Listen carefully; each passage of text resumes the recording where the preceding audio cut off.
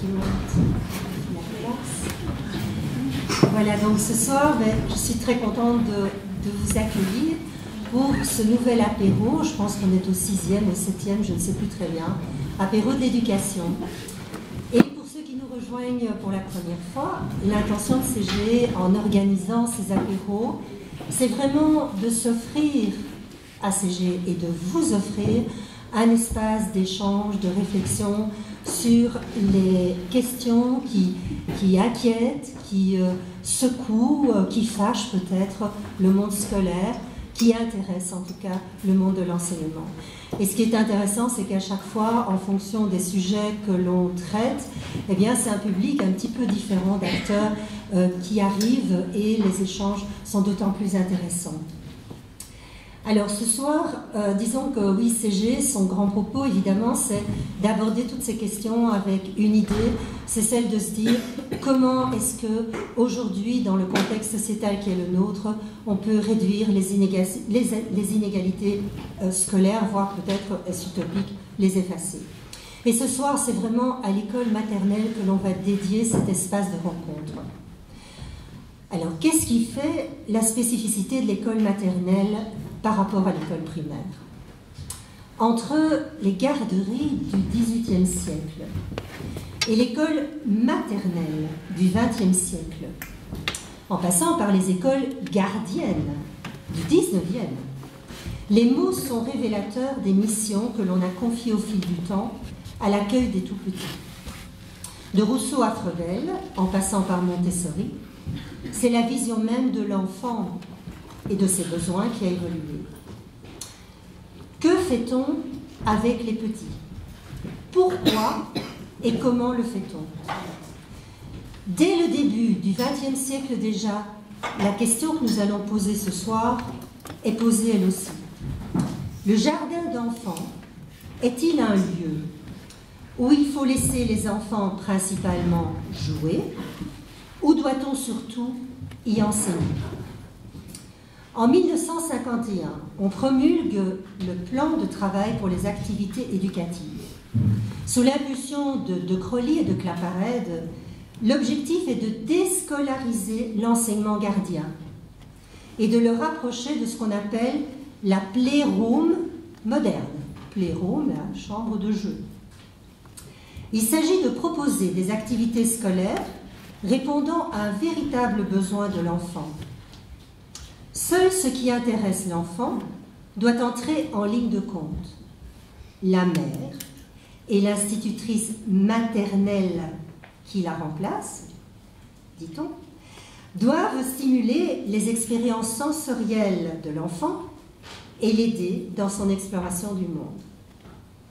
On encourage les activités constructives dans le cadre de centres d'intérêt, les activités pratiques qui se rattachent à la vie familiale, comme la vaisselle, le jardinage, les activités centrées sur la maîtrise de la langue, et oui déjà, et les activités spécifiquement éducatives, comme le théâtre d'enfants, les récits, les contes, les poèmes, les danses et les comptines, le dessin.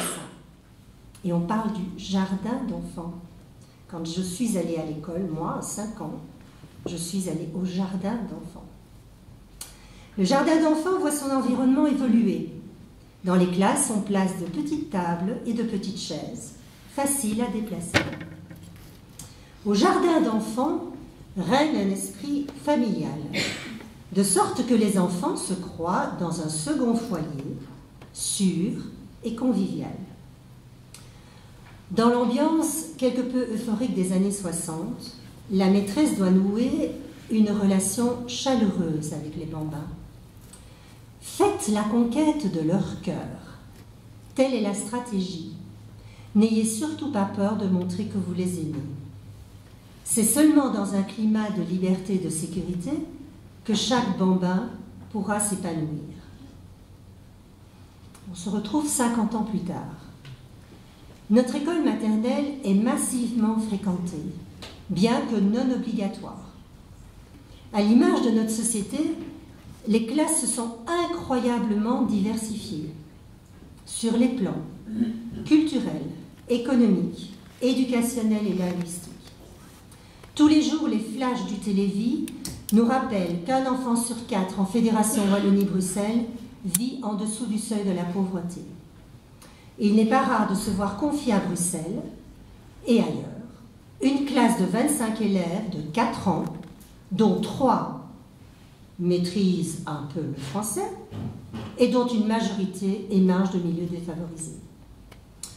Depuis 2 ans, le Pacte pour un enseignement d'excellence a placé la question des maternelles au cœur de ses préoccupations.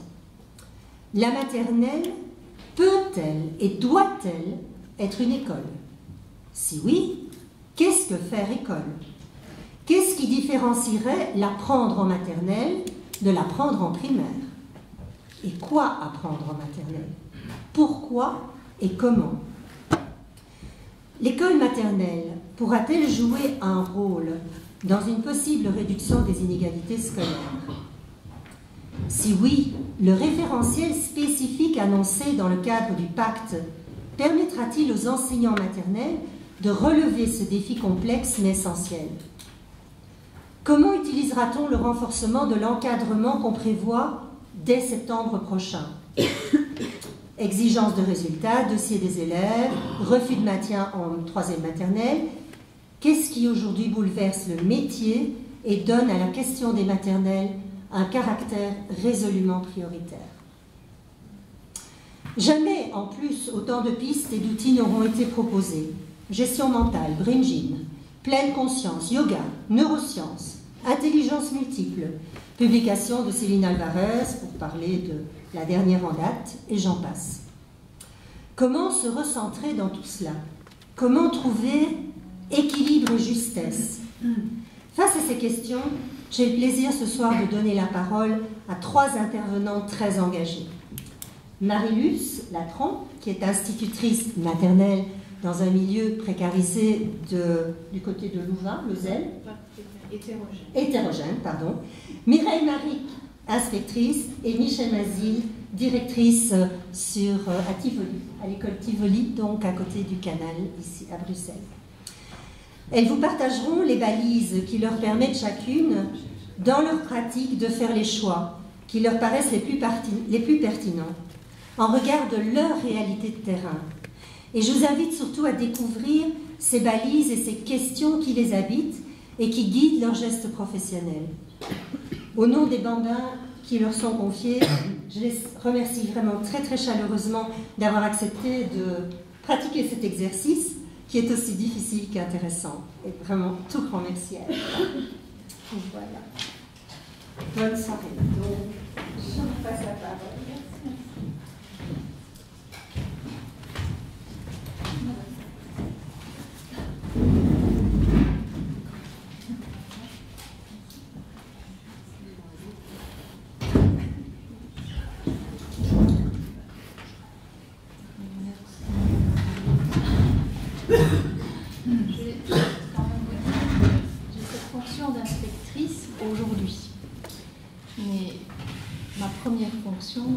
C'est être institutrice maternelle de formation. Et j'ai eu la chance, pendant 17 ans, d'être directrice avec classe à temps plein. À l'époque, on n'avait pas des périodes, même si on était chef d'école. Et puis ensuite, j'ai aussi la chance d'être détachée pendant 10 ans et de devenir conseillère et formatrice pédagogique pour tout l'enseignement fondamental. Une grande richesse, de nombreuses rencontres. Et depuis 9 ans, je suis inspectrice. Donc aujourd'hui, si je suis bien là et que j'ai accepté l'invitation, c'est parce que je crois en chaque enfant et que je me suis constamment interrogée et que j'ai fait tout le temps des recherches pour mieux comprendre comment on pouvait les accompagner à mieux apprendre, mais aussi parce que je crois en chaque enseignant. Donc je vous remercie déjà d'être là ce soir. Je peux présenter aussi brièvement en disant que je travaille en milieu hétérogène, que je suis sensible à l'égalité des chances. Donc vraiment, moi je travaille dans un milieu où il y a de tout. Des enfants qui viennent d'une cité sociale qui se trouve à proximité, des enfants d'universitaires, des enfants de tous les milieux, des enfants qu'on dépose parce que l'école où je suis est sur le trajet. Et donc, vraiment, depuis que je connais CGE, je suis vraiment imbibée de cette attitude de réflexion. Je me mets en réflexion au départ de chaque démarche en disant tiens, voilà, je dois faire réussir tout le monde. Je ne suis pas là que pour 20% d'un groupe. Je suis là aussi pour les 80 qui ne prennent jamais la parole. Parce que dans un groupe, il y en a à peu près 20 qui prennent la parole, 80 qui ne la prennent pas. Mais je suis surtout là pour les 80 qui prennent la parole. Et donc je me mets en réflexion régulière. Et je travaille avec Mireille, qui est mon inspectrice. C'est par hasard qu'on se rencontre aujourd'hui. Et voilà, c'est un bonheur partagé. On peut y aller maintenant. Que fait-on pour le bien apprendre dès 2 ans et demi? C'est le sujet de notre intervention ce soir. Alors, zoomons sur les enjeux de l'école maternelle. Nos propos, bien sûr, s'inspirent de différentes sources. C'est important de les reconnaître. Et vous pouvez vous apercevoir qu'il y a des sources qui datent, qui sont récentes aussi.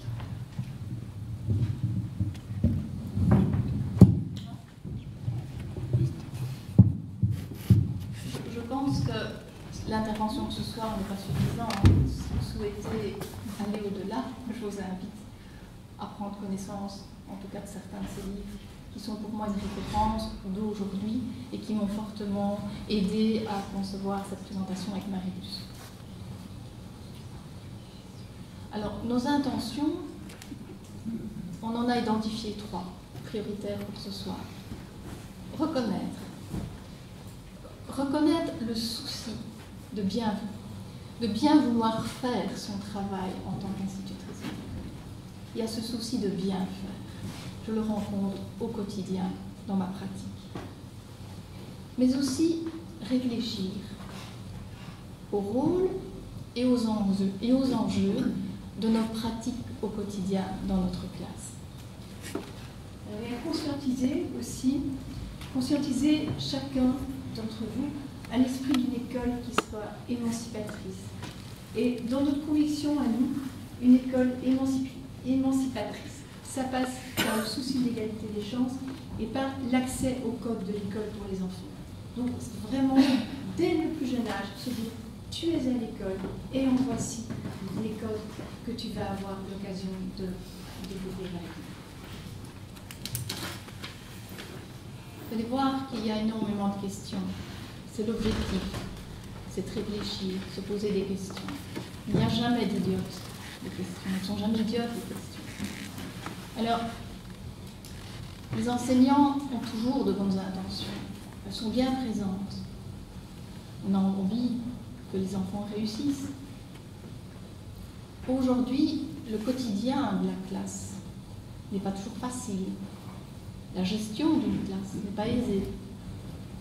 C'est une évidence. Pourtant, il est important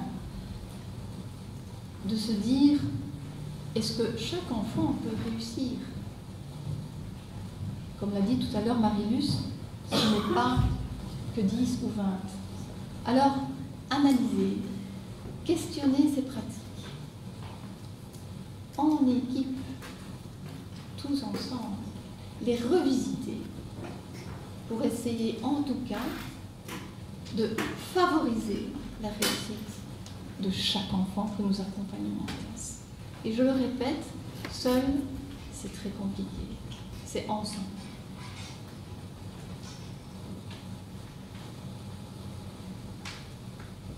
Alors, une école démocratique, si on se dit que ça passe par l'apprentissage de code, c'est de se dire, tiens, où est-ce que je me situe moi? Et c'est vrai, comme l'a dit Nicole tout à l'heure, on est chaque fois chamboulé par des nouveautés. La dernière en date, c'est Lina Alvarez. Voilà, c'est bien tentant. Moi, je travaille avec un conseil de classe depuis des années. Je me dis, maintenant, où est-ce que je me situe par rapport à ça? Et donc, pour moi, c'est censé de revenir à mes valeurs. Sinon, je vais tout azimut et je ne retrouve pas. Et donc, les valeurs, qu'est-ce que c'est? C'est le bien-être, c'est les apprentissages, c'est l'autonomie, c'est le plaisir, c'est quoi. Mais, ok, d'accord. Comment est-ce que je me situe par rapport à ces valeurs-là? Je vais quand même te passer le micro. Comment est-ce que je me situe par rapport à ces valeurs-là? Un peu plus près de toi. Oui, je ne suis pas habituée, je suis assez très intéressante. Et donc, comment est-ce que je vais mettre le plaisir à l'avant-plan? Est-ce que je vais mettre le bien-être à l'avant-plan? Et puis les apprentissages, voilà, ils auront le temps, ils sont petits, on va les laisser grandir. Ou est-ce que je me dis, ben tiens, non, il y a d'autres enjeux qui se passent là, et le bien-être, évidemment, qui est nécessaire. Évidemment qu'un enfant doit se sentir en sécurité. Mais qu'est-ce que je vais mettre aussi à l'avant-plan? Les apprentissages, bien sûr. Et donc, mes actes, à moi, ils découleront de ces valeurs-là, que moi je me suis mise en tête. C'est vraiment rencontrer le sentiment de sécurité de l'enfant, mais le faire grandir en lui donnant conscience qu'il apprendra à l'école à travers les apprentissages auxquels il va être confronté. Rumeur. Alors peut-être que vous connaissez, Jean Epstein a identifié 3 principes chez les enfants dès leur plus jeune âge. C'est-à-dire, c'est ce que l'enfant pense et croit. Il croit, je suis le centre du monde. Je possède tout. Tout de suite. Il est évident que le rôle de l'adulte et des enseignants, c'est de déconstruire ces 3 principes. Il faut bien avouer que, même en tant qu'adulte, nous avons encore quelques morceaux. Et on en a besoin pour nous faire plaisir de temps en temps. Mais ça ne doit pas rester constamment présent au quotidien. Et les déconstruire, c'est pour en reconstruire 3 autres. Et c'est pas évident pour l'enfant. Je ne suis pas le centre du monde. Je n'ai pas tout et j'attends. C'est le rôle que nous devons absolument mettre en œuvre, lui faire comprendre ça. Et en plus, agir. Or, aujourd'hui, une difficulté, c'est que la société actuelle renforce les 3 premiers. On travaille aujourd'hui, on est sur l'individu davantage que sur le collectif. On possède tout, on est dans une société de consommation excessive, et on passe par là aussi, on tombe dans le piège. Tout de suite, attendez, si je rentre un jour à 6h30, ouf, vite le téléphone, une demi-heure après j'ai une pizza sur ma table. Et en plus, au choix. Le téléphone, c'est la même chose. J'envoie un SMS à une amie, je suis étonnée qu'elle ne réponde pas dans les 30 secondes. Donc l'immédiateté est fortement présente. Or, apprendre demande du temps. Beaucoup de temps. Et seul, on n'est rien. On a besoin du collectif. Donc il faut prendre le temps d'apprendre, seul, oui, mais avec les autres. On en a déjà un petit peu parlé. Il y a des périodes sensibles. Les périodes sensibles, d'après des études qui ont lieu déjà avant les années 2000, eh bien, elles se situent dans la majeure partie dans les 3 à 5 premières années de la vie. Et donc, quand on voit ce schéma, on peut se dire qu'il y a les compétences sociales qui sont en jeu, il y a aussi les compétences affectives, mais il y a aussi tout ce qui est cognitif, les langages, les symbolisations. Et donc, si on ne met pas en application ce schéma dans nos classes, où est-ce qu'on va le faire pour que les enfants puissent vraiment grandir dans tous les aspects? On va revenir sur les fondamentaux. Nicole en a parlé, la vie n'est pas autour du pacte pour l'enseignement d'excellence. D'ailleurs, il fait référence. 3 dimensions. La dimension affective, qui est fortement rencontrée dans les classes. La dimension relationnelle est également rencontrée dans les classes. Quoique la conscience du collectif n'est pas toujours optimalisée. On est centré sur l'individu. Ce n'est pas toujours aisé de prendre conscience qu'on vit ensemble, du collectif. C'est très important. Ces 2 dimensions sont importantes. Nicole l'a rappelé. Néanmoins, il y en a une 3e, qui est la dimension cognitive. Et cette dimension, elle est plus difficile à mettre en œuvre dans les classes. On le voit. Car moi, je peux m'en rendre compte sur le terrain. On n'a pas à culpabiliser, ce n'est pas facile. C'est pour cette raison que nous avons fait le choix de développer la 3e dimension ce soir. Mérieux parle de première école concernant l'école maternelle, la première école. Aujourd'hui, on en parle de plus en plus, que l'école maternelle, c'est l'école première. Pour faire quoi? Pour bien comprendre, bien apprendre.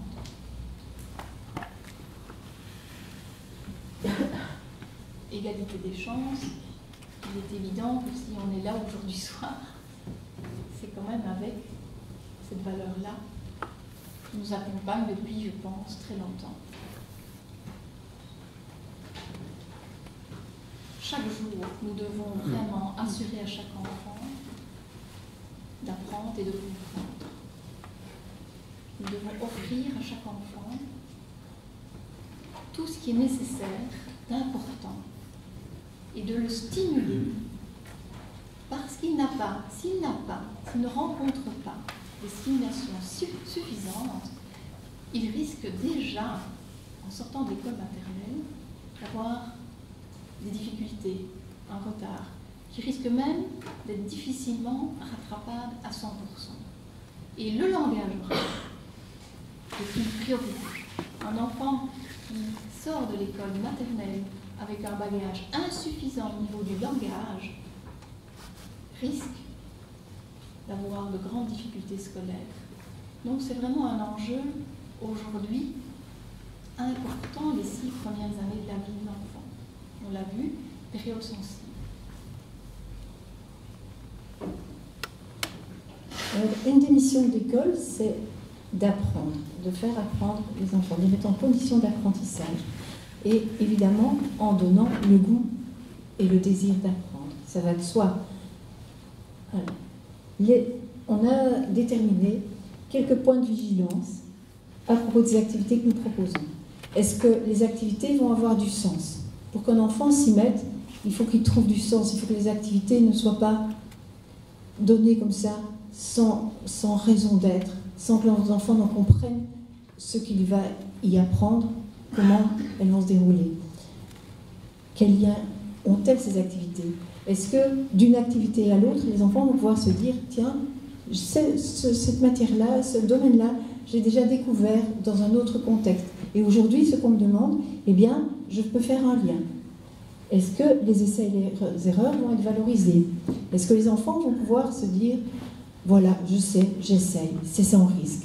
Est-ce que je peux m'appuyer sur un autre pour rebondir? Est-ce que je peux trouver des ressources pour aller plus loin? Est-ce que, justement, je pourrais apprendre la persévérance sans être sanctionné par un échec? Voilà, c'est vraiment donner l'idée d'obstacle qu'on peut surmonter pour aller plus loin. Est-ce qu'on va permettre une imitation aussi? Bon, c'est vrai que la pédagogie du défi, ça a été fort en vogue, et les enfants étaient quasi confrontés à eux-mêmes en se disant, tiens, voilà, il y a un défi à relever, tu vas y arriver, on a confiance en toi, vas-y. Mais est-ce que, par moment, les enfants n'ont pas besoin aussi d'imiter? Alors, la répétition, c'est un petit peu en lien avec la mémorisation. Le fait que l'enfant puisse répéter, il va se sentir de plus en plus à l'aise, il va pouvoir se dire, tiens, voilà, maintenant, je maîtrise, je commence à maîtriser, puis je mémorise. Et une fois que je suis à la mémorisation, eh bien, là, j'ai vraiment conscience de mes acquis. Nouvelle question. Les activités sont-elles porteuses de sens? Enfin, c'est pas une nouvelle question, on les reprend, excusez-moi. Porteuses de sens. Du sens pour l'enseignant, mais également du sens pour chaque enfant. Je dis bien pour chaque enfant. Un exemple, conseil de classe. Déjà, c'est porteur de sens. On a le droit à s'exprimer, de prendre des décisions, de s'écouter, de débattre. Citoyen responsable. Dès l'école maternelle, dès 3 ans, c'est possible. On prend des décisions, on a envie de s'intéresser aux papillons. Le rôle de l'enseignante, c'est de cibler des apprentissages derrière cet intérêt et de les organiser en écoutant les enfants, avec les enfants, mais c'est elle qui est garante des apprentissages. On ose sortir à l'extérieur, découvrir son environnement. Mireille Bigordio parle et dit qu'il est nécessaire de construire une culture commune à partir du vécu commun. Je vous donne un exemple. Vécu commun, c'est indispensable à l'école maternelle. Après aussi. Je reçois 3 couples d'amis. Je les aime bien, s'ils sont mes amis. Mais un des couples est parti en vacances. Et n'arrête pas de parler de ses vacances. On n'y était pas. Après 10 minutes, on dit on écoute encore 5 minutes, on veut être poli. Puis on essaie de changer la conversation. Parce que ça ne nous intéresse pas à 100%. Dites-vous bien que les enfants qui fréquentent l'école maternelle vivent ça, certains en tout cas régulièrement. Ils ne partagent pas le même vécu. Donc parler d'un vécu d'autrui, c'est compliqué, le comprendre encore plus. D'où aller à l'extérieur, s'intéresser au même sujet, le vivre ensemble va permettre de nombreux échanges, de s'outiller au niveau du langage et de mieux se comprendre, d'où s'impliquer davantage et s'engager.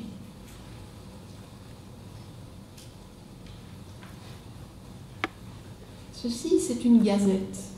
C'est un feuillet de la gazette, porteur de sens. On écrit un feuillet régulièrement pour informer les parents. Le langage écrit a du sens.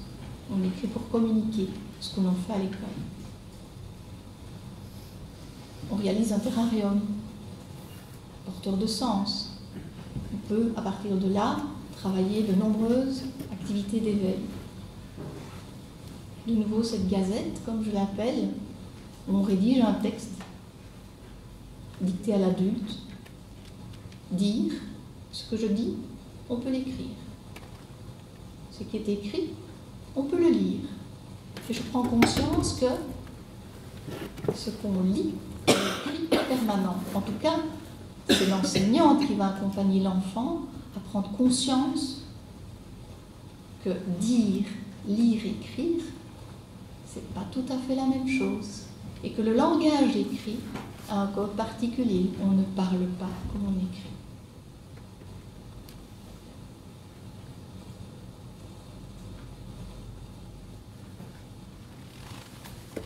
Alors, est-ce que des liens existent entre les activités? Donc, je vais vous parler de situations vécues dans ma classe. Et donc, dans ma classe, pour que les activités aient du lien, la dinette, par exemple, n'est pas simplement un jeu symbolique. On parle beaucoup du jeu libre, du jeu symbolique, en se disant, tiens, quelle place vous donnez dans l'école maternelle? D'ailleurs, quand on lit l'avis numéro 3 du pacte, il y a bien sa place, le jeu libre, mais qu'est-ce qu'on fait avec ça? Est-ce que le jeu libre est propice aux apprentissages? Donc, toute ma réflexion à moi, c'est de me dire qu'à travers le jeu libre, le jeu symbolique, les enfants aussi auront l'occasion d'apprendre. Donc, je vais vous montrer un petit peu, vous expliquer un petit peu plus loin dans la dia, pas la suivante, mais celle d'après, comment je fais pour mettre la dinette donc, au centre des apprentissages. Il y a des apprentissages sociaux, évidemment, relationnels, mais il y a aussi des apprentissages cognitifs qui se jouent là. Voilà.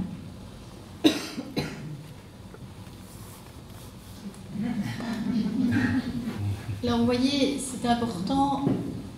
La lecture et l'écriture ne sont pas des apprentissages formels à l'école maternelle. Pourtant, le monde de l'éducation, ils sont tous d'accord de dire que nous devons mettre en contact l'enfant avec la culture de l'écrit, surtout pour les enfants de milieux défavorisés. Ils doivent pouvoir comprendre à quoi sert la lecture. Ça sert à quoi de lire? On lit pourquoi? On écrit pourquoi? Et ça, c'est vraiment très important d'offrir cette culture à l'école maternelle.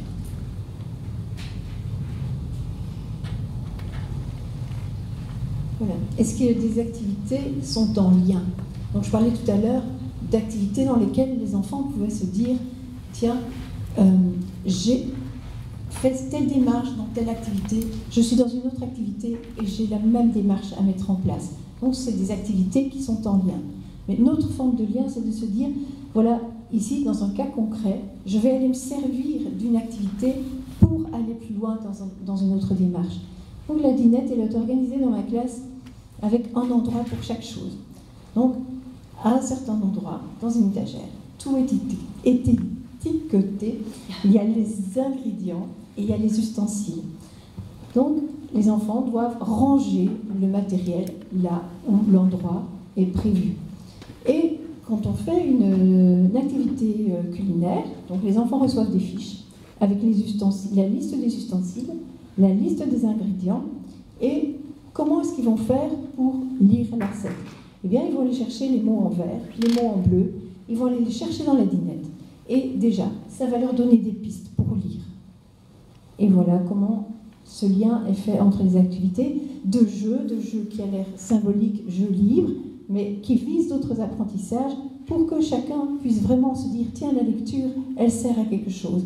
Le jeu, quand j'y joue, eh bien, voilà, en même temps, j'apprends les mots. Moi, j'attends vraiment de cette activité-là que les enfants, quand ils jouent à la dinette, ils se familiarisent autant avec les noms des ingrédients, des ustensiles, qu'avec les prénoms qu'ils côtoient tous les jours dans la classe. Ils sont capables de retenir un répertoire de noms qui est assez impressionnant, et c'est là-dessus que je mise, en fait. Ici, c'est vraiment, je lis pour agir.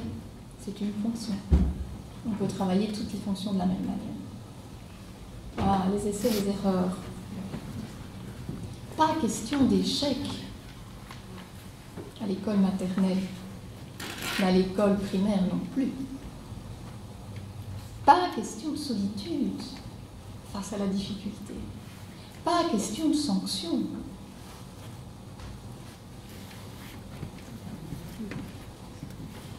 L'enfant, c'est pas l'obstacle qui l'ennuie, c'est pas la difficulté, c'est la peur d'échouer.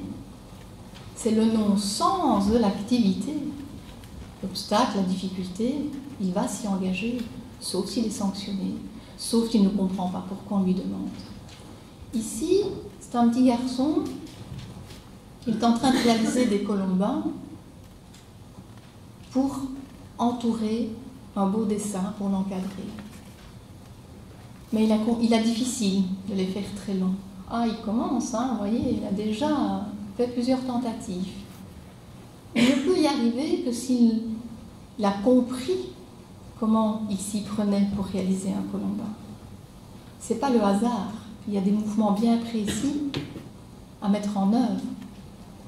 Et la petite fille à côté, elle va l'imiter. Et quelle fierté, après plusieurs tentatives, d'avoir réussi un long colombin.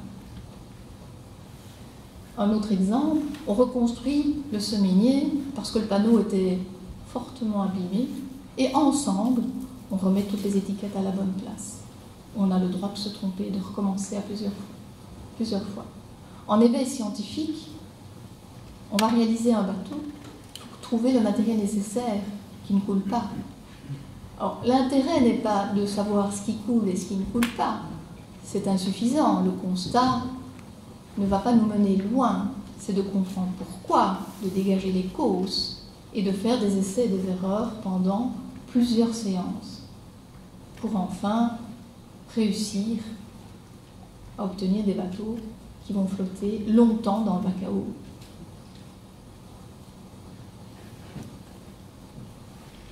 Alors, l'imitation. Quand vous devez apprendre vous-même quelque chose, même en tant qu'adulte, est-ce que vous êtes capable de vous lancer seul? Est-ce qu'on ne demande pas trop souvent dans nos classes aux enfants, allez, voilà, tu as un défi, vas-y. Est-ce qu'on met des moyens pour lui donner des moyens pour lui permettre d'avancer? Voilà, ici ce sont deux enfants. Une petite fille à gauche sur la première dia, c'est la même petite fille que sur la deuxième dia. Dans le premier cas, elle apprend, elle a vraiment envie de tester sa petite sirène, elle n'y arrive pas. Elle va chercher un modèle, et même avec le modèle, ça reste difficile. Elle trouve alors une autre petite fille qui est sympa, qui va lui dire, tiens, moi je te propose de t'aider, voilà, tu vas m'imiter, on va le faire ensemble, étape par étape. Imiter, c'est apprendre à donner, apprendre à recevoir, apprendre à partager. C'est se donner les moyens d'oser, de trouver la confiance, de se lancer. La petite fille qui a reçu l'aide de l'autre Elle se retrouve dans une autre situation. Il y a un petit de la classe, puisque je travaille en milieu vertical, première, deuxième, troisième maternelle, qui n'y arrive pas. Sa boîte d'aquarelle, c'est impossible, il n'arrive pas à l'ouvrir. Donc, il va la voir, elle, parce que là, elle sait. Donc, il va pouvoir l'imiter. Et donc, je voudrais souligner au passage l'intérêt aussi de travailler en verticalité. Parce que la verticalité permet justement ces démarches d'imitation de manière quasi permanente. Voilà. Et pensez bien que vous-même, en tant qu'adulte, si vous devez apprendre quelque chose, imaginez-vous dans une situation où vous avez tout à découvrir. Est-ce que vous allez vous lancer tout seul? Voilà. Moi, j'ai commencé des cours de tai chi, et si je n'ai pas le prof qui va me montrer les gestes à faire, eh bien c'est sûr que j'y arrive pas. Même si j'ai la motivation de vouloir le faire. Donc, l'imitation, c'est vraiment aussi, je pense, à remettre au cœur de nos pratiques. Offrons-nous la répétition. Beaucoup d'activités à l'école maternelle. Régulièrement, je dis aux instituts, oh, mais quel travail, quelle énergie.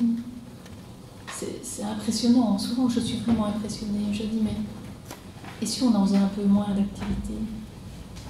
Vous allez gagner du temps. Mais surtout, les enfants ont besoin d'avoir des activités répétitives. Quelquefois avec une progression, ça c'est certain. Mais oser répéter les activités.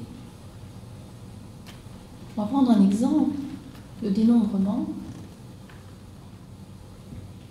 de 5. Et on va compter par 5, parce que 5 va permettre de compter des grands nombres.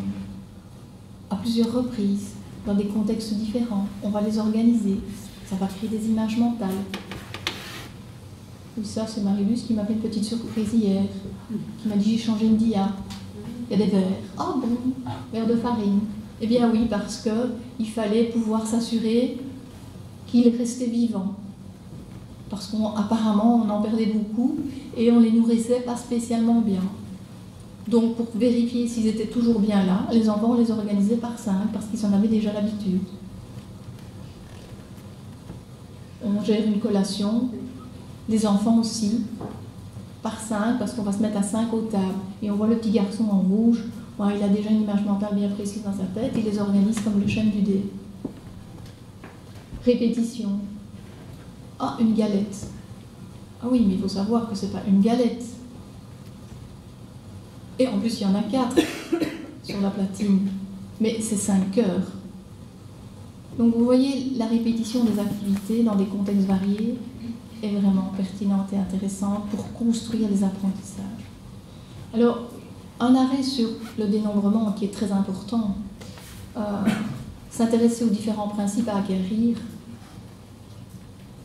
c'est aussi intéressant pour les enseignants de se mettre en équipe, pour pouvoir se les rappeler. Je vais vous en citer un ici, c'est le principe de cardinalité, qui pose encore de gros problèmes en primaire, en deuxième, voire des fois même plus loin. C'est-à-dire que l'enfant n'a pas compris encore que le dernier monombre quantifiait. 1, 2, 3, 4, 4. Il y en a combien? On risque même de se fâcher, mais enfin, tu viens de le dire. Mais surtout, c'est que ce n'est pas le dernier élément qu'on pointe qui est 4. Ce sont tous les éléments que l'on vient de citer. C'est 1, plus 1, ça fait 2, plus 1, ça fait 3. Eh bien, ce principe-là, il faut vraiment s'assurer que les enfants l'aient bien compris. C'est à nous à les accompagner. Ce n'est qu'un exemple. Le menu du jour, le menu de la semaine, ça a l'air anodin, pas du tout. Marie-Luce le sait, c'est un peu mon dada. Depuis que je suis dans l'inspection, je regarde si effectivement les enfants connaissent ce qu'ils vont vivre de la journée sur la semaine, au fur et à mesure. Mais c'est parce qu'on va y travailler le langage. D'abord, ils sont sécurisés, ils savent de quoi on parle. Le langage passé proche, futur proche. Qu'avons-nous fait? Qu'allons-nous faire? Conjugaison. Tous les connecteurs de temps. C'est impressionnant et en plus, on le répète tous les jours. Alors la mémorisation, c'est quand même l'étape par laquelle les enfants peuvent prendre conscience de leurs acquis. Une fois qu'ils connaissent, qu'ils ont mémorisé, ils peuvent être fiers d'eux, ils peuvent avoir le plaisir d'avoir appris. Et donc, par certains outils, que je vais vous présenter ce soir, les enfants sont amenés à mémoriser. Toujours à partir de cette activité sur les papillons que Mireille vous a présentée, les enfants étaient vraiment intéressés de connaître des mots scientifiques. Ils se demandaient, tiens, notre chenille là, qu'est-ce qu'elle va devenir comme papillon? Et ils sont intéressés de savoir le nom potentiel du papillon qu'elle est un jour naître. Et donc on s'est mis en recherche, on a trouvé des noms papillons, les enfants les ont mémorisés. Et puis après, je donnais des définitions. Je dis, tiens, un macaron, ça a des ailes jaunes avec des macules, enfin voilà. Et puis ils se disaient, bah, tiens, c'est celui-là. Après, dans des jeux de référence, des jeux d'association, ils utilisaient un référentiel et ils pouvaient les associer de nouveau. Une autre activité qui est vraiment préconisée par Joseph Sorder, pour ceux qui le connaissent, c'est de raconter une histoire avec un livre. Le livre, il contient un texte et une illustration. Donc moi, je lis le texte. Les enfants ont à leur disposition des vignettes individuelles avec les mêmes illustrations que dans le livre, et ils sont vraiment amenés, sensibilisés au fait de devoir être attentifs, de devoir écouter, de devoir chercher, et de retrouver la vignette qui correspond à l'illustration du livre. Et à force de répéter on parlait de répétition, à force de répéter cette activité-là, ils finissent par mémoriser les mots, la structure de phrase, voire le texte en entier.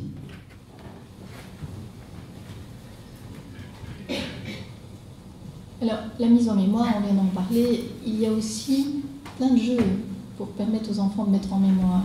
Mais comment fait-on pour mettre en mémoire? Souvent, on demande aux étudiants à l'école primaire, aux élèves, d'apprendre par cœur. Mais est-ce simple? Il y en a, ça va très vite, mais d'autres, ouf, compliqué. En plus, mémoriser quelque chose qu'on ne comprend pas, c'est encore plus difficile. Donc ici, un jeu, brochette de perles. Alors on cache, quand je dis on cache, oui on cache soit la brochette de perles ou une étiquette, c'est une variante, c'est bien plus compliqué encore pour l'enfant puisque c'est le même objet, c'est en 2 dimensions, dans une boîte, il va voir, il revient et reconstruit la brochette. Et voilà, on est en 3e maternelle, parce que c'est déjà compliqué, je peux vous dire. Au premier essai, rares sont ceux qui réussissent. Très rares. L'important, c'est de savoir, mais comment as-tu fait? Qu'as-tu fait? Ils y retournent une 2e fois, ils y retournent une 3e fois, mais l'important, c'est de savoir comment on a fait. Et vous voyez ici, après 2-3 essais, les couleurs sont présentes, et le nombre aussi. Mais il y a un 3e élément, c'est l'ordre. Ça fait beaucoup à mémoriser. Alors on construit avec les enfants une synthèse. Comment avons-nous fait? Ensemble, chacun, on met notre manière pour pouvoir s'outiller et y être attentif à une prochaine fois, lorsqu'on jouera encore, peut-être avec les perles, mais à d'autres jeux où on demande de mettre en mémoire. Alors maintenant, on a parlé de points de vigilance. Ce sont encore des points de vigilance, mais on s'inspire là vraiment des malentendus de Roland Guagou, qui nous questionne vraiment sur des pratiques, sur une culture de l'école maternelle qui est remise en question. Donc je vais vous passer en revue des points qu'il a mis en évidence. Est-ce que le langage de scolarisation est compris? Ça veut dire, est-ce que quand on s'adresse à quelqu'un, est-ce que tous les enfants nous comprennent? Est-ce qu'il n'y a pas un petit mot dans une phrase qui fait qu'un enfant ne comprend pas? Et c'est ça qu'il faut vraiment cibler, c'est se dire, tiens, est-ce qu'il a tout compris? Mais lui et lui, tous, vraiment. Est-ce que nous opposons le plaisir et l'apprentissage? Ça veut dire que, est-ce qu'il y a des activités qui sont plaisir, des activités qui sont apprentissage, et qu'il n'y a pas moyen d'associer les deux?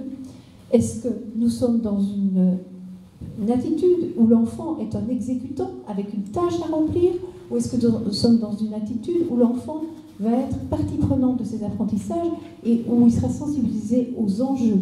Qu'est-ce qu'il va apprendre et comment?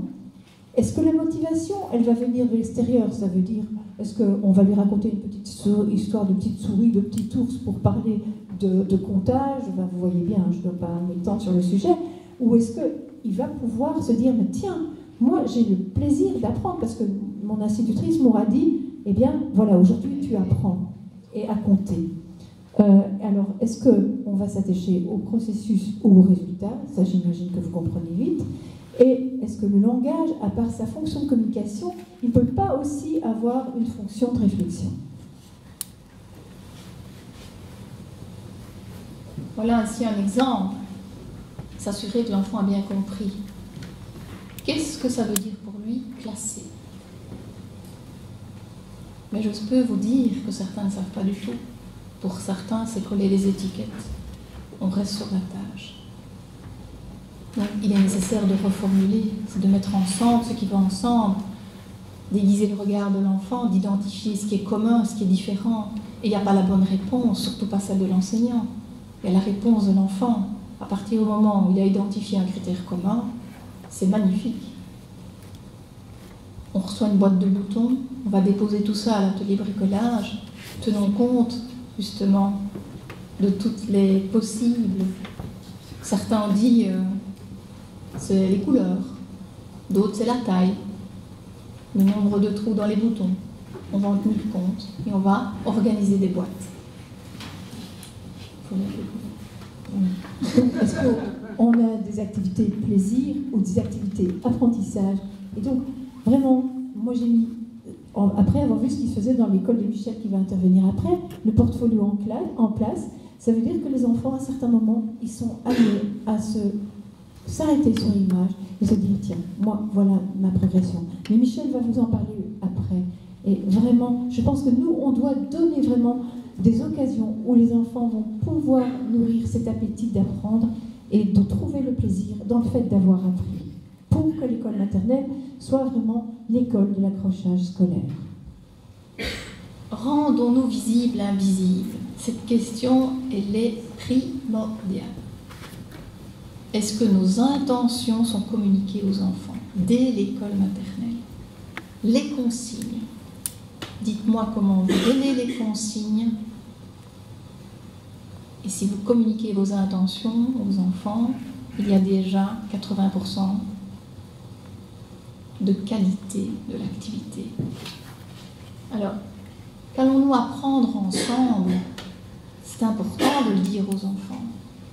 Quelle est la tâche? C'est pas la même chose. Un exemple. L'objectif, c'est de décorer la boîte pour mettre le cadeau de la fête des papas. Ici, pour mettre le cadeau de la fête de Noël, si vous voulez. Mais nous allons apprendre à mesurer aujourd'hui. Et la tâche que je vous demande, c'est de recouvrir toutes les faces avec du papier coloré. L'enseignant, lorsqu'il est au clair avec tâche et apprentissage, il doit le communiquer aux enfants. De nouveau, les consignes. Alors, on va apprendre à mesurer, mais pas une fois. On va, en équipe, construire des progressions sur la même compétence. Et chaque fois, on va rappeler aux enfants, on va encore apprendre à mesurer. Est-ce que vous vous rappelez de ce qu'on avait déjà fait? On fait des liens porteurs de sens. Mais la tâche ici n'est plus la même. Donc, pour un même apprentissage, des tâches différentes. Et ce sont des traces de préparation que l'on peut garder longtemps. On peut les modifier, on peut en ajouter des activités. La même chose, on demande aux enfants de travailler seuls, à 2, voire à 4 ou ensemble. Mais pourquoi? L'enseignant le sait-il déjà? Pas tous. Est-ce qu'on s'est posé la question? C'est intéressant de se poser la question parce que c'est pas pour faire la même chose, on n'attend pas la même chose. Donc on doit être au clair avec ça en tant qu'enseignant, mais aussi on doit le dire aux enfants dès l'école maternelle. Ce genre d'étiquettes, elles sont utilisées en classe avec les enfants. Répétition. Pour finir, si vous ne le faites pas, c'est eux qui vous le demandent. Alors la motivation, je parlais d'histoire tout à l'heure, où on emballe toujours nos activités. C'est une culture. Hein. Moi j'ai sorti de l'école normale en 82, à l'époque, j'avais raconté des histoires d'ours, de souris, de je ne sais pas quel animal encore, pour amener les enfants à être en action. Et on pensait qu'ils seraient motivés. C'est comme ça qu'on en arrive à des situations où au moment d'octobre, on parle des pommes. On compte les pommes, on écrit les pommes, on dessine les pommes de Magritte, on fait tout autour des pommes. Est-ce que vous appelez ça une situation attrayante pour les enfants? Non. Moi, je ne pense pas, franchement. Mais je n'ai pas deviné ça toute seule. Hein. C'est à force d'avoir rencontré des gens, de m'être formée, d'avoir lu. Et voilà, et je suis toujours en réflexion. Et je ne fais pas mieux que n'importe qui. Mais vraiment, j'essaie dans toutes mes démarches de me dire, tiens, pourquoi est-ce que je le fais? Qu'est-ce qu'ils vont apprendre? Comment? Est-ce que, par exemple, un enfant qui est dans le salon de la classe, qui se dit, tiens, moi j'ai un peu la ligne aujourd'hui. Ah oui, mes lignes, elles sont comme ça. Les tiennes, toi, elles sont dans l'autre sens. Et toi, tu as une chemise à carreaux là-bas. Eh bien, moi, c'est l'occasion pour moi de me dire, tiens, aujourd'hui, on va parler de la verticalité, de l'horizontalité. On va voir ce que c'est que l'horizon. On va aller se balader dans la nature. On va utiliser un niveau. On va utiliser un fil à plomb. On va construire ce fil à plomb. Et puis, quand on fera une activité culinaire, eh bien, on va essayer que le pain, puisqu'on fait souvent du pain dans la classe, on lui donnera aussi cette allure-là. Essayer de faire des liens, de répéter, c'est déjà tout ce qu'on a dit. Et en même temps, c'est trouver la motivation dans quelque chose qui est vraiment proche des enfants. Et il y a aussi la motivation de se dire, c'est quelque chose qui me tient à cœur, c'est quelque chose qui fait partie de mon univers, mais aussi la motivation qui naît dans une activité. Donc, par exemple, tout à l'heure, moi, cet après-midi, je retravaille encore cette horizontalité, verticalité. J'aurais dit, mais tiens, la table, si elle n'est pas horizontale, si je dépose un rouleau de papier essuie-tout dessus, qu'est-ce qui va se passer?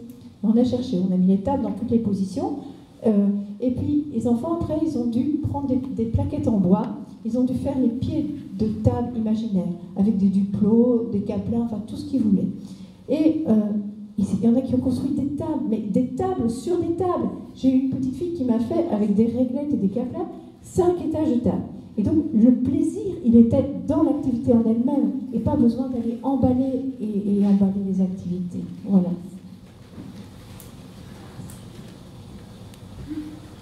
Alors, le processus ou le résultat, eh bien, on est tous, je pense, en l'école maternelle ou institut, en train de se dire, ah oui, mais les parents, ils ont besoin d'un tas de feuilles, ils ont besoin d'un beau bricolage, ils ont besoin de quelque chose qui ramène à la maison.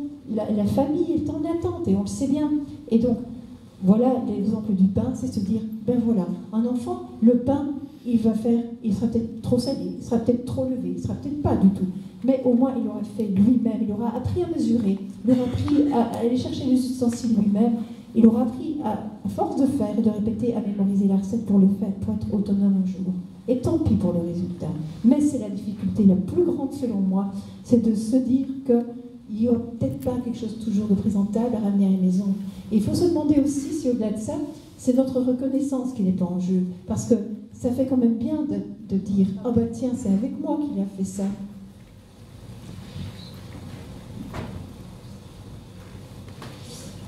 On reste sur le cheminement, la représentation, résolution de problèmes. Oui, ça se fait à l'école maternelle de cette manière-là. J'ai des enseignants qui le font, c'est remarquable. C'est clair, il y a un défi, il y a une question porteuse de sens. Voilà la représentation d'un enfant, en voici une autre. Et la représentation, elle va encore évoluer. Parce que vous voyez que la première représentation, c'est pas tout à fait juste. L'enfant continue à être intéressé, se questionner, il cherche. Un autre exemple, pour montrer à quel point la représentation, il faut vraiment en tenir compte, mais l'objectif de l'adulte, c'est d'amener l'enfant à passer d'une représentation en 3 dimensions à un schéma. J'ai des équipes entières qui se sont mises en projet par rapport à la résolution de problèmes en mathématiques. 1 an plus tard, c'est impressionnant de voir l'attitude des enfants. Ils ne sont plus les mêmes. Ils se posent beaucoup de questions, ils raisonnent, ils réfléchissent, la dimension cognitive est activée. Des stratégies aussi pour vérifier et s'autocorriger. L'enfant a besoin, non pas tout le temps qu'on lui dise c'est juste, c'est pas juste, voici la réponse, mais d'aller vérifier sur des référentiels. Soit le référentiel est construit avec les enfants, soit le référentiel est donné tel quel aux enfants. Mais en tout cas, on doit l'expliquer, ce référentiel. Il doit être accessible, mobile. Ici, l'enfant va chercher un outil pour vérifier, pour travailler la correspondance terme-à-terme.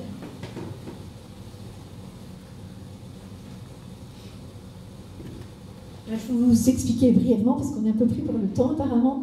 Le langage de communication, il est évident qu'on le met en œuvre à l'école maternelle. Moi, je fais avec les enfants le conseil de classe. Donc, les enfants rédigent des idées, des remerciements, des conseils, plein de choses pour les autres. Et donc, au moment du conseil de classe, on fait une dictée à l'adulte d'abord. Au moment où ils signent, ils vont chercher le modèle du prénom de l'enfant à qui le message est destiné. Au moment du conseil de classe, on dépouille tout ça, le gardien du conseil de classe dépouille, et l'enfant qui a émis le message est appelé pour aller le donner à son destinataire. Les idées, elles sont gardées en réserve, et elles vont être vraiment la base de notre vie de classe. Le journal de la classe, moi j'en ai appelé 2 exemplaires, ils sont là-bas.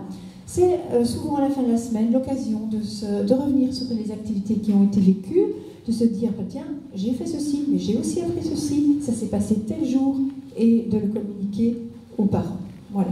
Donc, mais au-delà de ça, Guagou met en évidence la nécessité du langage de réflexion comme moyen de structurer sa pensée, de synthétiser et d'avoir des aides-mémoires. Et donc, en classe, 2 exemples encore. J'arrive en classe, qu'est-ce que je fais? Cet outil, il a été construit ensemble. Donc les enfants m'ont dit, tiens, avant de me mettre en place le matin dans ma classe, de me mettre en activité, voilà une charte. Je dois avoir rempli ça pour être prêt. Ensuite, et donc les enfants le retrouvent chaque matin. Le portfolio, pareil, c'est se dire, qu'est-ce qui est important pour moi? Mais mon portfolio, je ne vais pas le faire là maintenant dans l'instant présent, je vais le faire plus tard. Donc voilà déjà des choses, je les ai en tête, je les garde, et comme ça plus tard je vais pouvoir retomber dessus et pouvoir alimenter mon portfolio. Alors on va pratiquement avoir terminé. On parle de 5 interventions pédagogiques, ce n'est pas de moi bien sûr, c'est Bino, mais elles sont vraiment pertinentes et intéressantes, et lorsque les enseignants les activent en classe, après quelques temps, ils en voient vraiment des effets positifs chez chaque enfant. Alors, on appelle ça les fonctions exécutives. Vous allez me dire la première, waouh, qu'est-ce que ça veut dire? Ça fait bien dans le bus, ça fait bien dans le train. Je vais vous dire, c'est tout simple. C'est d'accompagner l'enfant à nommer, à mettre des mots sur ce qu'il fait, comment il le fait, de l'outiller au niveau du lexique. Stimuler la verbalisation, c'est se mettre à 2, à 3, à 4 et de comparer nos stratégies, nos comment faire, pour justement nous enrichir. Il n'y a pas de bonne réponse, il y a des possibles. Modeler les stratégies, c'est se mettre à côté d'un enfant qui éprouve de nombreuses difficultés, faire le même exercice que lui avec notre matériel, on prend un matériel aussi, et c'est de montrer les stratégies que nous utilisons, des stratégies efficaces, efficientes. Et on va progressivement le laisser seul les réaliser. Enfin, créer une banque de stratégies, c'est garder toutes ces traces de stratégies et de les mettre au profit de toute la classe, d'où on pourra s'enrichir des stratégies de chacun. Et voilà quelques exemples. Là, on va les passer en rapide. C'est des stratégies qui ont été récoltées, mais aussi qui ont été mises sur des affiches pour qu'elles soient présentes en classe, chez les tout-petits, mais qui sont habillés. Réparer un instrument de musique. Faire un puzzle. Vous savez, on peut faire 25 puzzles et toujours avoir la même difficulté. Et dont l'enfant à prendre conscience de cette difficulté, des stratégies que l'on peut utiliser pour réussir rapidement et en tout cas être fier. Écrire son prénom. Comme vous voyez, les banques de stratégies, vous pouvez les faire sur beaucoup de choses. Ça ne se fait pas en 3 jours. Il faut prendre le temps, on l'a dit au début. Ce n'est pas la quantité qui compte, c'est la qualité.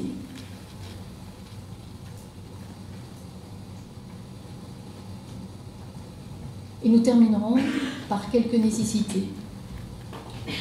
Laisser du temps à chaque élève pour réfléchir avant d'agir.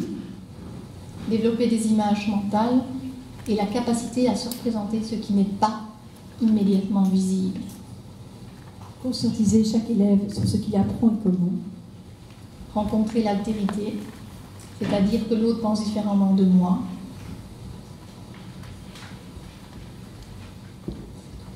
Coopérer, collaborer en donnant une place à chacun.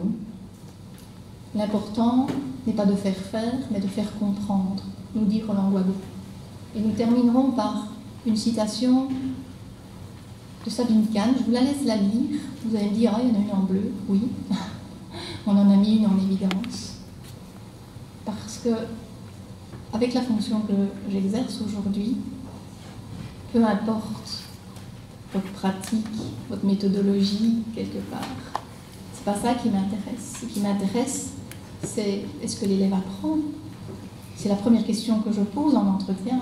Est-ce que chaque élève a appris?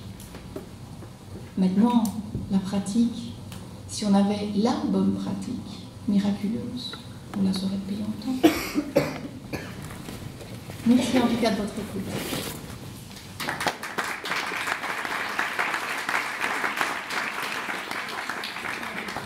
Alors la passion du métier veut qu'évidemment on ait tellement de choses à dire de ce qui se passe en maternelle. Et là, effectivement, il faudrait, pour bien faire, que plein d'autres acteurs de l'école puissent se rendre compte de l'importance des maternelles. Alors ici, peut-être pour faire ce lien maternel-primaire, faire ce lien entre une équipe, à l'intérieur d'une équipe, faire en sorte que cette histoire qui commence avec les petits puisse se poursuivre ensuite, le rôle de la direction est particulièrement important. Et je vais passer le micro à Michel, qui va un petit peu vous expliquer en quoi son rôle de directrice est important par rapport à ça. Merci. Voilà, donc oui, je m'appelle Michel Nazil, ça fait maintenant juste 10 ans que j'ai la chance d'être directrice de l'école fondamentale de Tivoli-à-Lac, et avant j'étais institutrice aussi dans une école fondamentale dans le centre de Bruxelles, mais évidemment je suis de formation primaire. Donc c'est vrai qu'au début, quand on devient directrice d'une école fondamentale, on se fait d'abord tout petit, on se dit oulala, qu'est-ce qui se passe en maternelle, donc on y va avec prudence, on a l'impression que c'est un monde très différent, et en fait pas du tout, je vous rassure. Mais c'est surtout que dans mon expérience de directrice, j'ai envie de partager que c'était comme ça au début, quand je suis arrivée dans l'école. C'était deux mondes à part, vraiment. L'école maternelle, la section primaire, parfois un mur qui séparait les deux, très peu de communication, des regards assez craintifs des deux parts, avec souvent, je trouvais les institutrices maternelles un peu en retrait, à se dire oui mais l'école primaire attend ça de nous et nous on n'est pas capable de le faire, on ne le sent pas comme ça mais on n'ose pas le dire, et parfois l'équipe primaire qui effectivement n'avait pas vraiment l'impression qu'on apprenait en maternelle, et si on apprenait on ne savait pas trop quoi. Et donc, ici dans mon témoignage, ce que j'ai envie de dire par rapport au rôle de la direction, c'est évidemment capital de trouver des moyens, du temps, des façons de faire pour que les personnes, les collègues puissent échanger, construire ensemble. Et autant pour les enfants, je parlerai de différenciation, pour les enseignants et pour l'équipe éducative en général d'ailleurs, je parlerai de commun. Pour moi, c'est vraiment capital de se fédérer, de trouver, de mettre en place du commun dans l'école. Et chez nous, à l'école, on est parti de l'évaluation.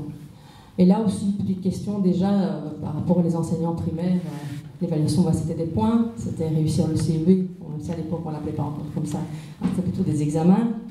Et avait l'impression qu'on n'évaluait pas en maternelle. Alors, première recherche collective, se dire, tiens, qu'est-ce que c'est que l'évaluation maternelle, qu'est-ce que c'est que l'évaluation primaire, et comment est-ce qu'on peut se mettre d'accord. Et se mettre d'accord, ça a été de se dire, peut-être déjà réfléchir à ce que ce soit positif, parce qu'effectivement, en maternelle, c'était plus positif, puisque c'est beaucoup de l'évaluation formative, c'est de l'évaluation immédiate, c'est directement retourné à l'enfant, et le primaire avait tendance à rester dans quelque chose de plus traditionnel, les points, des zéros, des échecs.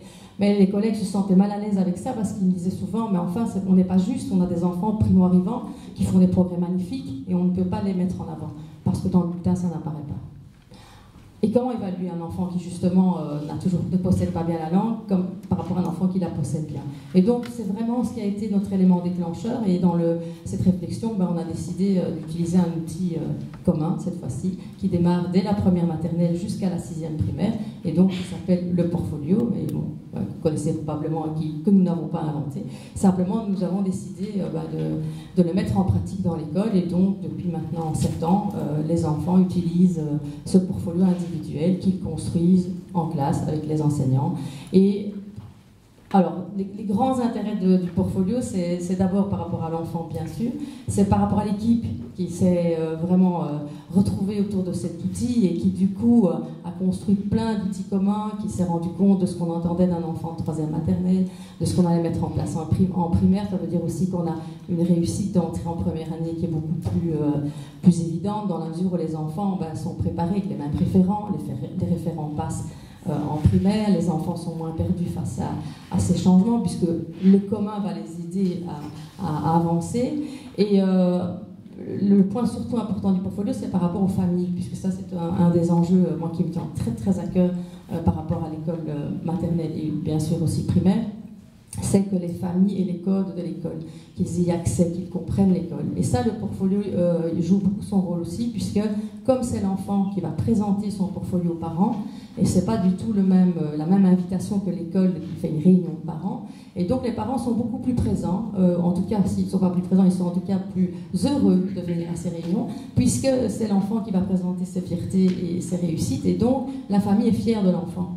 Et si les familles sont fières des enfants, et il y a beaucoup de positifs qui sortent de tout ça, puisqu'il y a moins de stress, et l'école n'est plus là comme celle qui va juger, ce qui malheureusement arrive encore parfois, les familles, en leur disant parfois que les enfants ne sont pas vraiment capables. Or, ce n'est pas du tout le but du portfolio. Justement, le but, c'est de dire que l'enfant est capable, et de dire en quoi sont ses forces pour qu'il puisse s'appuyer sur éventuellement des faiblesses. Donc ça, c'est vraiment l'outil que nous avons utilisé pour fédérer l'équipe et les parents et les enfants. Mais depuis peu, nous en avons trouvé un nouveau, parce que voilà, on s'ennuie un petit peu.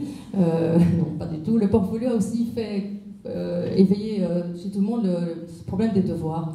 On s'est dit, en fait, maintenant, grâce au portfolio, oui, les enfants se retrouvent bien là-dedans, mais les devoirs, on est toujours très injuste, puisque certains devoirs étaient trop difficiles, d'autres trop faciles. Alors en plus, il y a des parents qui ont plus de temps, d'autres moins de temps, d'autres qui comprenaient mieux le sens du devoir, d'autres moins. Et donc on a décidé de supprimer les devoirs aussi, après les points.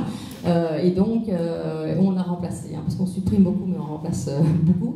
Et donc ici, on a décidé de mettre en place le cahier de mes apprentissages, qu'on n'a pas inventé non plus. C'est aussi quelque chose qui se pratique ailleurs que chez nous, mais qu'on aime beaucoup, puisque ça permet, ce cahier permet vraiment aux enfants de se rappeler le soir à la maison de ce qu'ils ont appris à l'école. Alors, ce qu'ils ont appris, ce qu'ils ont découvert, ce qu'ils ont manipulé, ce qu'ils ont utilisé, voilà, là, il y a des tas de verbes qui peuvent apparaître, et depuis cette année, on l'a lancé en 3e maternelle. Et donc, voilà, ce qui me réjouit, parce que ça veut dire que c'est encore un outil que les enfants et les parents connaissent dès la 3e maternelle, ce qui veut dire qu'ils arriveront en première année en l'ayant déjà vécu, utilisé en dernière année maternelle, et on sera encore plus en accord par rapport à l'école primaire. Et ce cahier, ce qu'il fait de merveilleux, c'est que tout le monde fait son devoir. Ça veut dire que, puisque j'y mets dans le cahier ce que je veux, c'est-à-dire ce que j'ai retenu de ma journée, un dessin, un croquis, un tableau, une carte mentale, parfois c'est papa et maman qui écrivent, parce que je ne sais pas encore bien écrire, donc c'est papa et maman qui écrivent pour moi, mais tout le monde revient à l'école avec quelque chose, sans stress, sans jugement. Eh bien, déjà ça, imaginez la journée d'un enfant. Elle commence toujours de la bonne façon. Moi, j'ai des élèves qui sont venus me dire, depuis qu'on avait mis le cahier en place, « Madame, c'est génial, maintenant le matin, j'ai plus peur. » Et oui, parce que les enfants, ils ont peur le matin quand ils arrivent à l'école, si leur devoir n'est pas fait, ou pas complètement fait, ou pas bien fait, parce que ça démarre déjà pas bien la journée quand madame doit se fâcher sur moi, ou monsieur doit faire des remarques. Donc dans le cahier, je m'y retrouve, les enfants s'y retrouvent, et étonnamment, non, je crois pas, et ce qui est magnifique, c'est que justement, les enfants reprennent confiance en eux. Et par exemple, des enfants dyslexiques, on sait tous qu'ils n'ont pas toujours facile, eh bien, ils se mettent à écrire des textes. Parce que dans le cahier de mes apprentissages, comme c'est mon cahier et que c'est moi qui écris, eh bien, j'écris des textes. Donc voilà, je veux dire, ça, c'est vraiment 2 outils que j'avais envie de partager avec vous, qui sont communs, puisque chez nous, toute l'école l'utilise. Maintenant, en plus, depuis la 3e maternelle jusqu'à la 6e primaire, portfolio, cahier de mes apprentissages, plus nos outils de référence et nos panneaux, enfin, tout ce qu'on construit. Voilà, c'est ce que j'aurais envie de partager avec vous aujourd'hui pour les enjeux de l'école maternelle.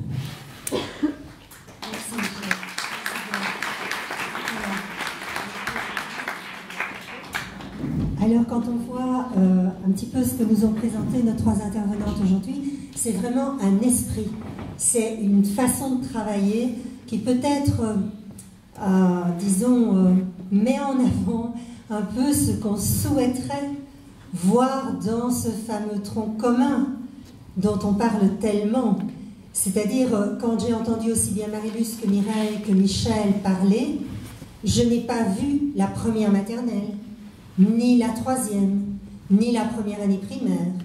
J'ai vu un continuum dans un esprit qui permet à un enfant d'évoluer. Et donc, je crois que là, il y a quelque chose qui peut se passer, que cet apprentissage qui commence dès l'accueil, dans la première maternelle ou en année d'accueil, se continue de façon naturelle, progressive, cohérente, année après année. C'est sûr que ce n'est pas facile. Donc, je vais me tourner vers vous parce que j'imagine que vous êtes face à des publics qui ne sont pas toujours simples, pas toujours faciles à gérer. Et donc, vous avez sûrement des questions à poser, soit à Marie-Luce, à Mireille ou à Michel. Et donc, voilà. La parole est à vous maintenant. Réagir, interroger, interpeller. Voilà.